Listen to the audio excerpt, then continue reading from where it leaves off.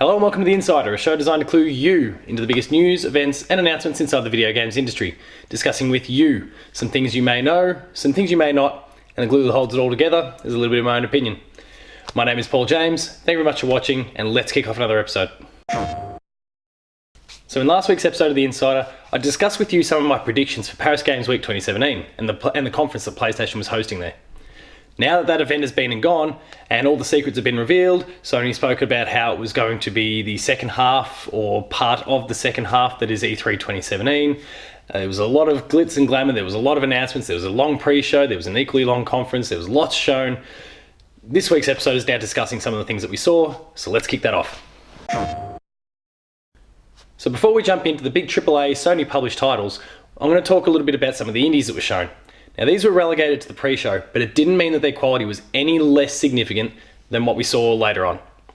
The two that I want to highlight in particular from this, amongst several indies that were shown, both VR compatible and non-VR compatible, are Spelunky 2, which is one that's raised a lot of excitement in the community from some of our local Player 2 people.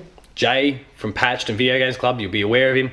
He's in love with Spelunky and he's stoked to play this second game. And then one that myself and a lot of people I know are super keen on, Guacamelee 2. Guacamelee 2, and the one I'm going to focus on particularly here, was one of the most enjoyable Metroidvania 2D platformers that I've played in a long time.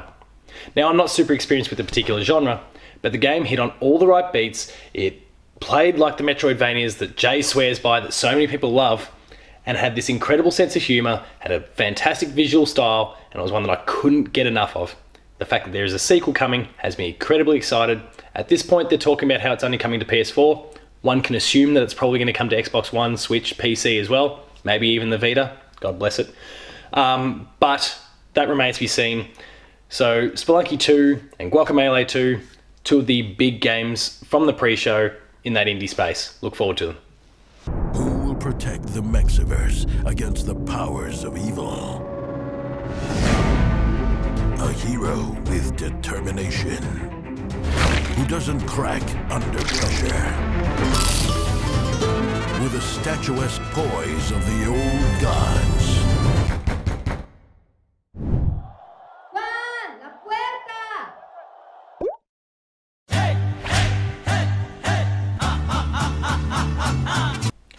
Next up, and now we're jumping into the AAA space, is Detroit Become Human, a game that I actually played only a few days earlier at PAX Australia. Now there was a new demo shown. It features Kara, a character that we've been introduced to before, another android, and puts us in a really confronting scene, and one that will certainly be confronting to different sections of the audience there, because the scene in question focuses on domestic violence, which is a very touchy subject out there.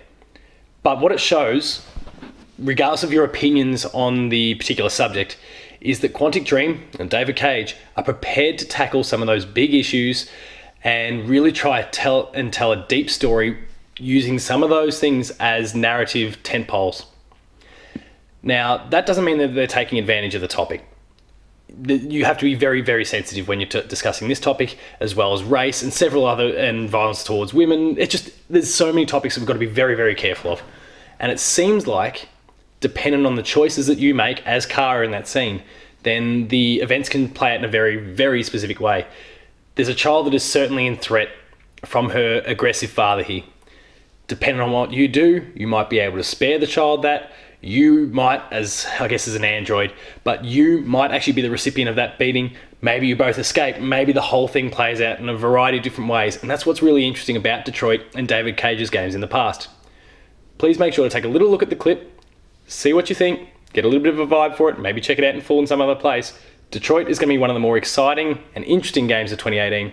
We did get a release window of what they dubbed Spring 2018. That'll be our autumn.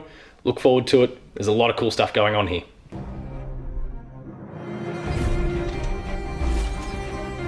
He's coming! He's gonna hurt me! Run! Get away, or he's gonna break you like last time!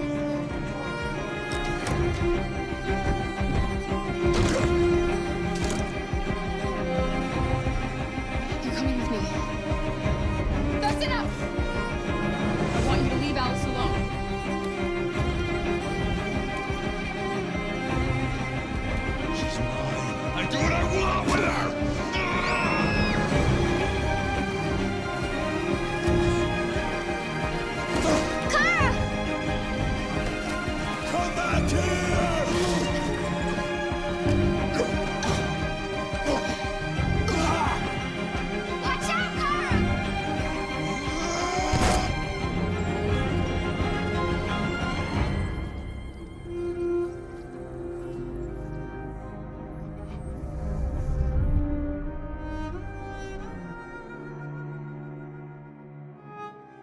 Thirdly, I want to talk about Shadow of the Colossus. Now, this is a remake. We had a remaster last gen of the then PS2 game.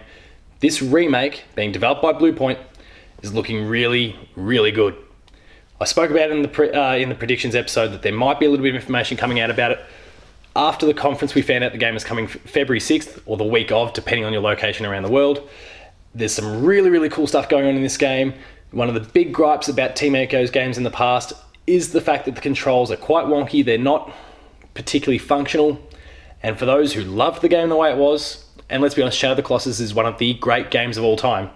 If you enjoyed the game the way it was, or you want to try out some new controls, both audiences are catered to here. The game is not very far away. Get hyped for it. It's one of the greats that's coming back. Please look forward to it.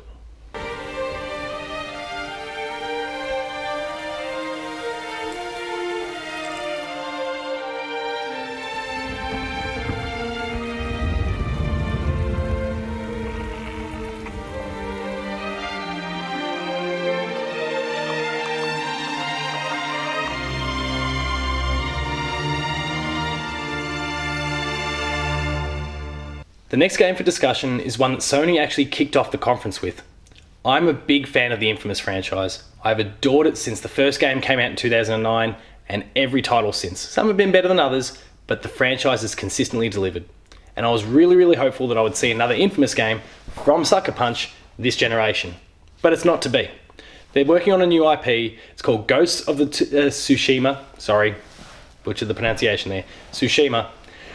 It's a Japanese themed samurai action open world game. We got a CG trailer. There's some cool stuff going on with it, but it's still not telling us a hell of a lot. I expect that the game is probably not going to rear its head properly until at least 2019. Sony's got a lot going on through 2018 with the likes of Spider-Man and God of War, Days Gone, Shadow of the Colossus, and Detroit. There's no real need for this game to come out in 2019, but it was nice to get our first little tease of the game. We might see more at PSX, expect to see more at events through 2018.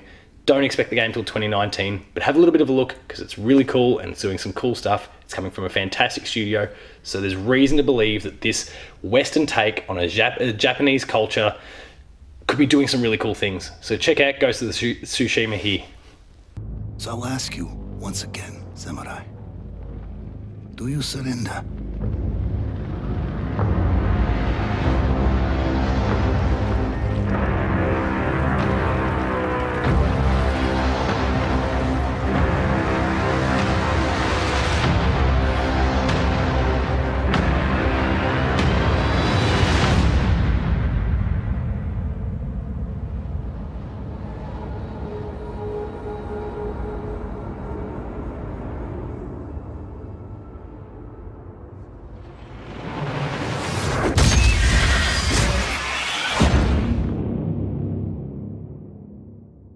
The fifth and final game for discussion today is The Last of Us Part 2, a game that, just like Detroit Become Human, ruffled a few feathers because it touched on some awkward, uncomfortable themes.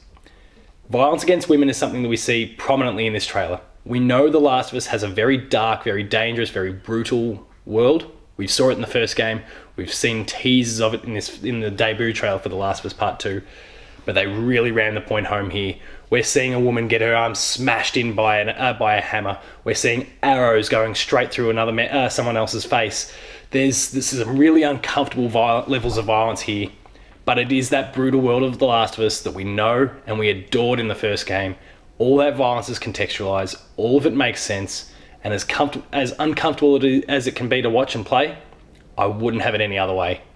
The Last of Us Part 2 showed off a really, really awesome trailer that didn't feature Joel or Ellie, which made it even more interesting because we're getting a look at some new characters who could play a really big part in the game going forward. We know Laura Bailey, who's a very prominent actress, especially in video games, is taking on a role in this game, and that's interesting in and of itself. Check out this little tease from the trailer and get yourself hyped. 2019, 2020, Last of Us Part 2 is coming and it's going to be great.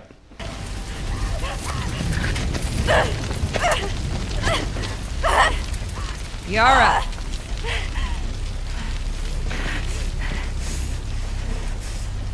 Where is the other apostate? Clip her wings.